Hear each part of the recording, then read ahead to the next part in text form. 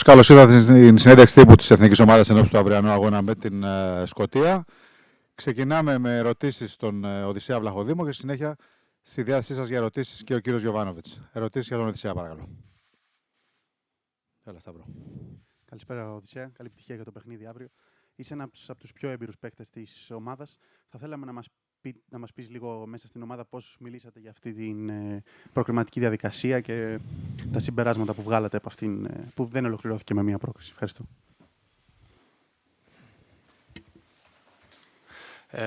Ναι, έχουμε συζητήσει τι έχει γίνει στα προηγούμενα δύο μάτς. Έχουμε συζητήσει πολλά πράγματα και πιστεύω ότι παίζει ρόλο και το timing, ότι είχαμε δύο εκτός έδρας παιχνίδια. Έχει παίξει ρόλο η μέρα, τα λάθη που γίνανε και έχουμε συζητήσει ότι πρέπει να γίνουμε καλύτεροι σε αυτό το κομμάτι, να μάθουμε από αυτά και ότι ο επόμενος στόχος είναι μεν αυτά τα δύο παιχνίδια που θέλουμε να κερδίσουμε και για μας και για τον εγωισμό μας, αλλά και να τελειώσουμε καλά τη χρονιά και όμως και για το FIFA ranking και ο επόμενος στόχος είναι το Euro το 28. So the question was, with Odysseas being one of the most experienced players, what are the thoughts within the camp regarding the results and the no qualification? Odysseas says that yes, the players have discussed it. It's a combination of matters. So there was a couple of away games, there was a couple of mistakes in the matches. However, we must learn from these mistakes and continue to improve going forward. The next goal, starting with tomorrow's match and the match on on Tuesday. Then moving on, these games are also important because of the FIFA ranking, but then the next goal is also the start of the qualification process for the 2028 Euro. Άλλη ερώτηση για τον Οδυσσέα. Έλα, Φάνη. Καλησπέρα, Οδυσσέα. Τα πάντα έχουν κριθεί όσον αφορά το Μουντιάλ, αλλά κάθε κλίση, κάθε μάτι στην εθνική σίγουρα υπάρχει κίνητρο. Οπότε, ποιο είναι το μεγαλύτερο κίνητρο που έχετε για τα επόμενα δύο παιχνίδια? Σίγουρα όταν φοράς αυτή τη φανέλα θέλεις να κερδίζεις τα παιχνίδια. Πιστεύω αυτό είναι το πιο μεγάλο κίνητρο που έχουμε. Θέλουμε να κερδίζουμε και για μας, όπως είχα πει και πριν, αλλά και για όλη την εθνική, για την Ελλάδα. So the question was, although qualification has already essentially been decided, what is the biggest motivator going forward? Odysseas says that when you play for the national team, when you play for your country, you just want to win every game that you can for yourself as a team and for your country as well.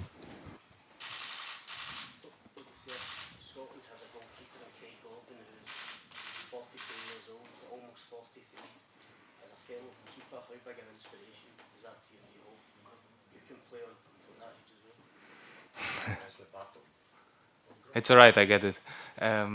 Of course, I would like also to play in that age, also on that stage as well. So yeah, we'll look forward to it. Ωραία. Άλλη ερώτηση για τον Οδυσσέα. Ωραία. Οδυσσέα, ελεύθερος από εμάς. Ευχαριστώ πολύ.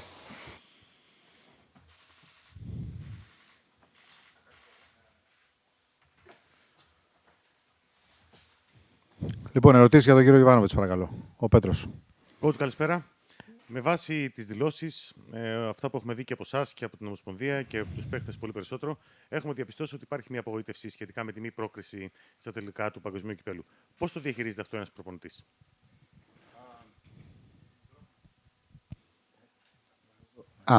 Συγγνώμη.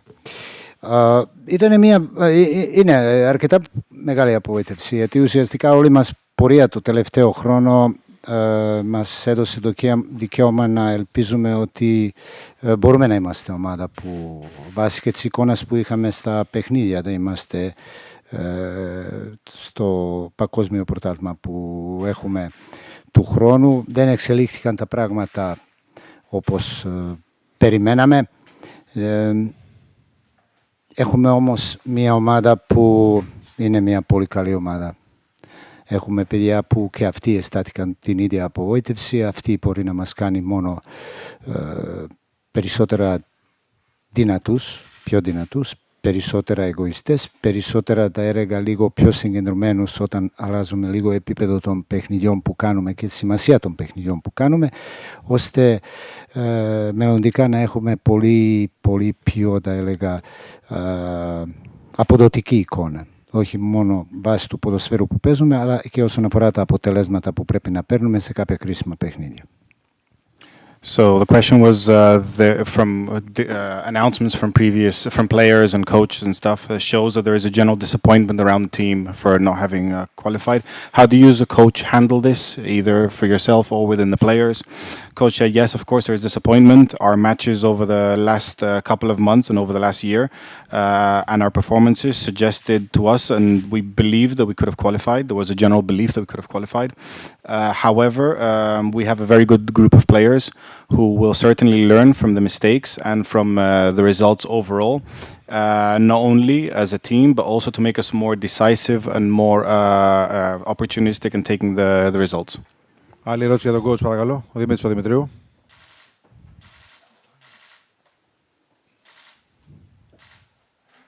Καλησπέρα. Καλησπέρα. Έχουμε δύο μάτς τα οποία ουσιαστικά, αφού δεν υπάρχει βαθμολογικό ενδιαφέρον, το βλέμμα είναι στο μέλλον. Θα βγάλετε κάποια συμπεράσματα για το από εδώ και πέρα. Πάντα τα συγγνώμη. Όμως τώρα πια που έχει περάσει ένας μήνας από την αποτυχία, υπάρχει πλέον έτσι μέσα σας, έχετε κατασταλάξει στο τι έφτεξε, γιατί πλέον είστε ψύχρεμος, δεν υπάρχει η ένταση της στιγμής, δεν υπάρχει τόσο το συναίσθημα το ότι δεν πήγε κάτι καλά. Ευχαριστώ. Εντάξει, νομίζω ότι σε αυτά τα 4 προκριματικά παιχνίδια, ένα παιχνίδι που κάναμε ήταν παιχνίδι που δεν καλύψαμε το level που μπορούμε να καλύψουμε σαν ομάδα μέσα στο αγωνιστικό χώρο, και ήταν αυτό το παιχνίδι με την Δανία εδώ στην έδρα μας. Νομίζω σαν ομάδα και η εικόνα της ομάδας στο γήπεδο και τη διάθεση των παικτών να διεκδικήσουν τα αποτέλεσματα πλέον υποπίεση όσον αφορά καταρά το παιχνίδι ήταν αρκετά καλή, όμως πιστεύω ότι οι λεπτομέρειες του παιχνιδιού που στο ποδόσφαιρο παίζουν σπουδαίο ρόλο δεν ήταν μαζί μας. Δεχτήκαμε αρκετά γκολ, θα έλεγα με όλους τους τρόπους, μη συνηθισμένους τουλάχιστον μέχρι τώρα στην πορεία μας το τελευταίο χρόνο, και αυτό είχε πολύ μεγάλο κόστος για μας. Όμως αυτό το ποδόσφαιρο είναι ένα κομμάτι του ποδοσφαίρου. Αυτό μας έχει συμβεί σε αυτά τα προκριματικά, μας έχει απογοητεύσει, όμως η πίστη στο group, η πίστη των ίδιων παικτών παραμένει σε ένα πολύ υψηλό επίπεδο και είμαστε αναγκασμένοι να βλέπουμε στο μέλλον, να βελτιωνόμαστε, να καταλαβαίνουμε το πρόβλημα που μπορεί να παρουσιάστηκε σε διάρκεια των παιχνιδιών αυτού του επίπεδου και αυτής της σημασίας, για να μπορούμε να είμαστε πολύ πιο έτοιμοι στις επόμενες προκλήσεις που έχουμε μπροστά μας. So the question was, there's 2 remaining matches with no meaning behind the final results in terms of the potential qualification, but there is a chance to look forward into the future. How do you as a coach go about this? Coach said that over the 4 games that have already been played, only in 1 did the team not really reach the level that the team believes that the team has. The details on a few of those matches of the results were not on our side. We've conceded goals that we're not used to conceding. And however, this is an aspect of football you have to adjust with, but our belief remains high. And we will continue to look forward going into the future matches that we continue to learn from.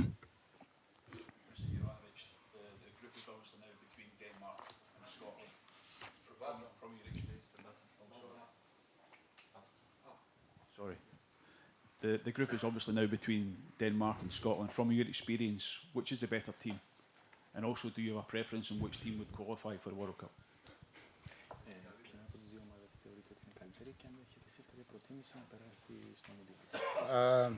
Δεν έχω καμία προτίμηση ποια ομάδα θα περάσει στο Μουντιάλ. Σίγουρα. Και νομίζω ότι και οι δύο ομάδες πήραν αποτελέσματα αυτά που ήθελαν στο group, και μεταξύ τους ενδεχομένως μπορεί να κριθεί και ποια είναι καλύτερη και ποια δικαιωματικά μπορεί να πάει απευθείας στο παγκόσμιο πρωτάθλημα. I don't really have a preference between the two as to who qualifies. Both teams have managed to get the results that they wanted to get and they needed to get. And it will end up coming down to the last match, which is going to be between them anyway. Ο Σπύρος Ωνάσιος. Καλησπέρα. Έχουμε παίξει το τελευταίο χρόνο 3 παιχνίδια με τη Σκωτία. Αν κοιτάξει συνολικά τα 90 λεπτά, ήμασταν καλύτεροι και στα 3. Παρ' όλα αυτά, χάσαμε τα 2. Αύριο έρχονται με ένα πολύ ψηλό κίνητρο. Νομίζω από την άλλη είμαστε αδιάφοροι. Τι θα πρέπει να αλλάξουμε σε σχέση με το παιχνίδι το πρώτο που παίξαμε στη Σκωτία και τι θα πρέπει να προσέξουμε και περισσότερο coach. Παίξαμε 3 παιχνίδια και το είπα και στα 3 παιχνίδια. Παίξαμε με μια ομάδα που είναι πολύ σοβαρή ομάδα, με μια πολύ καλή ποιότητα παικτών, μια ομάδα που ξέρει να παίζει για το αποτέλεσμα. Όλα τα παιχνίδια κατά κάποιο τρόπο ήταν διαφορετικά και σεβόμαστε την Σκωτία. Περιμένουμε αύριο δύσκολο παιχνίδι και ο στόχος μας είναι, όπως και σε όλα τα υπόλοιπα παιχνίδια, να κερδίσουμε. Νομίζω ότι αυτή είναι και η πιο απλή λογική που μπορούμε να έχουμε αυτή τη στιγμή όσον αφορά το συγκεκριμένο παιχνίδι. Over the last few months, the team has played 3 matches against Scotland. It could be argued that across those 3 games, the Greek team has been overall the better side in those matches. How do you go about for tomorrow, heading into tomorrow's match? Does this change your preparations? Coach says that over the last 3 games, yes, we've played a very good side in Scotland. We expect a similarly tough and good game tomorrow, but we will not change the way that we play. We will continue to play for the win, just like we do for all of our matches. How much does this Greece squad want revenge for the result in Glasgow?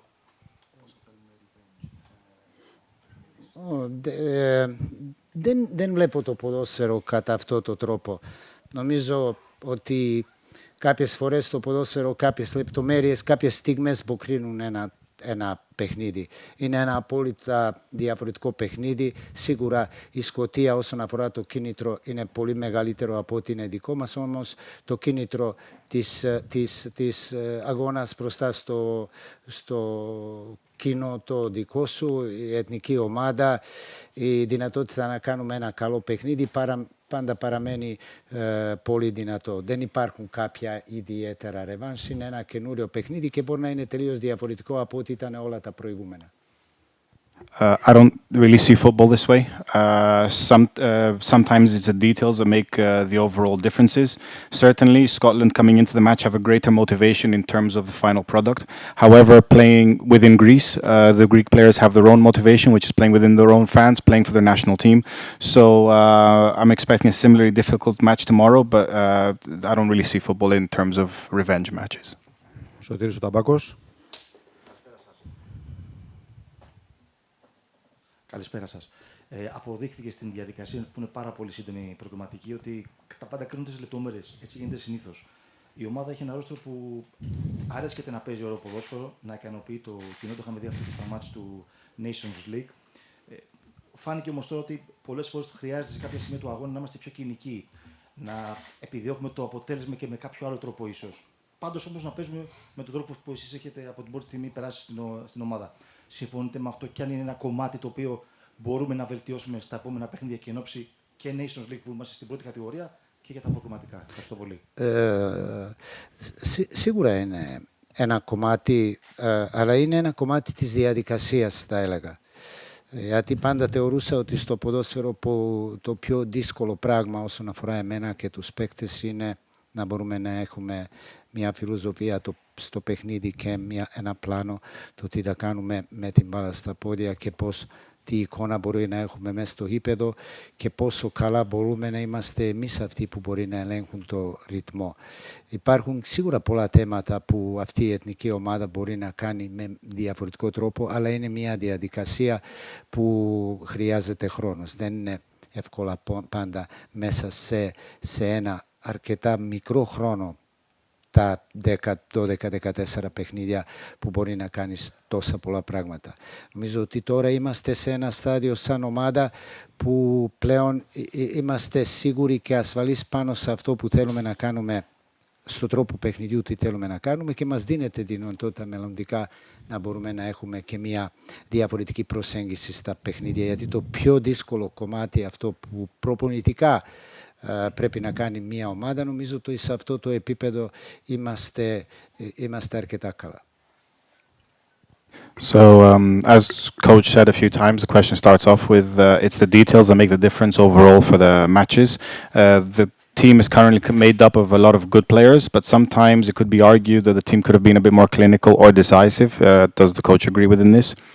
Coach said, of course, but the players and I have a certain mentality and a way that we want to play our matches. But this sometimes also takes time because with only 10 games, essentially 12 games that have been played, it takes a bit of time to develop and be able to work on all of these, either in training or through sessions. But coaching-wise, no, there's a certain way we want to play and we'll continue to play. Ο Βασίλης Οποντικός. After. Coach, καλησπέρα. Είδαμε ότι τουλάχιστον στα δύο τελευταία παιχνίδια με τη Σκωτία και τη Δανία, αλλά και γενικότερα, ή τουλάχιστον εγώ το αντιλήφθηκα αυτό, να υπάρχει ένα ζήτημα στη μεσαία γραμμή. Τώρα, με την πρόκριση, η οποία έχει χαθεί, υπάρχει δυνατότητα για δοκιμές? Είδαμε π.χ. ότι καλέσατε τον Τριάντη, υπάρχει απουσία του Ζαφύρη. Θα δούμε κάποιες δοκιμές, τουλάχιστον σε πρόσωπα, στο χώρο της μεσαίας γραμμής? Εντάξει, καταλαβαίνετε νομίζω ότι και εσείς ότι ιδιαίτερα σε αυτό το χώρο δεν υπάρχουν πάρα πολλές επιλογές. Αλλά ουσιαστικά και βάσει το πώς μπορούμε να δούμε το μέλλον αυτής της εθνικής ομάδας, είναι ένας χώρος που πρέπει κατά κάποιο τρόπο να ανοίξουμε το ρόστερ για ίσως και κάποια άλλα παιδιά που μπορεί να μας βοηθήσουν. Και ένας από τους λόγους είναι αυτή η κλίση του Τριάντη. Αλλά δεν είναι μόνο αυτή, υπάρχουν και σε άλλες θέσεις ευκαιρία για να μπορούμε να δούμε και κάποια άλλα παιδιά στα παιχνίδια που έχουμε μπροστά μας. Σίγουρα όχι πολλούς, αλλά θα μπορούμε να έχουμε λίγο πιο ανοιχτό και πιο μεγαλύτερο ρόστερ, γιατί και στα παιχνίδια που θα έρθουν το Σεπτέμβριο και με τον τρόπο που θα παιχτεί το National League του Σεπτεμβρίου, από ότι τουλάχιστον είναι σήμερα δεδομένο με 4 συνεχόμενα παιχνίδια μέσα σε 2 εβδομάδες, θα μας χρειαστεί θα έχουμε λίγο έτοιμες περισσότερες επιλογές και στα παιχνίδια που θα έχουμε μπροστά μας θα προσπαθήσουμε λίγο να βελτιώσουμε, γιατί τα παιχνίδια είναι πάντα εθνικής ομάδας σημαντικά, αλλά και να δούμε και κάποιους άλλους παίκτες που ενδεχομένως μπορεί να μας βοηθήσουν σε αυτή τη διαδικασία. So heading into the upcoming matches with essentially the group essentially for Greece having been decided, is this an opportunity to test things out in terms of the roster? So, for example, with midfield with some new call-ups coming up, Coach said that it is something that the coaching staff and himself is looking at in general to expand the available roster and the pool of players available, especially with the Nations League coming up next season in a slightly different format with only 4 games in 2 weeks. The team will need to have a look at more potential available options for them with a number of games in a very short period of time. Having played Scotland 3 times, who do you think is the better team, Greece or Scotland? Greece. Could you do Sorry. Okay. Δεν υπάρχει καμία αμφιβολία ότι σε όλα τα παιχνίδια μας είχαν ιδιαίτερο ενδιαφέρον. Και πάντα Σκωτία είναι μια ομάδα που τη σεβόμαστε, γιατί είναι μια ομάδα που έχει και πολύ ποιοτικούς και πολύ καλούς ποδοσφαιριστές. Και όλα τα παιχνίδια μας που κάναμε ήταν λίγο διαφορετικά, αλλά πάντα είχαν πολύ μεγάλο ενδιαφέρον.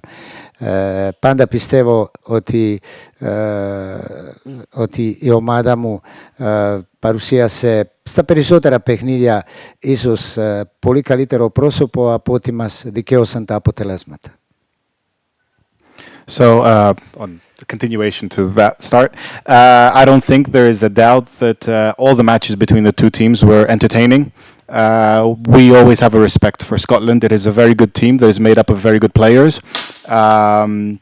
But overall in the matches, I believe that we were a very good team and very competitive across all of those matches. Can I ask Mr. Jovanovic, how much interest does he take in Scottish football? There's a Greek player playing very well for Hearts at the top of the league just now. How close was he to making his getting into the squad?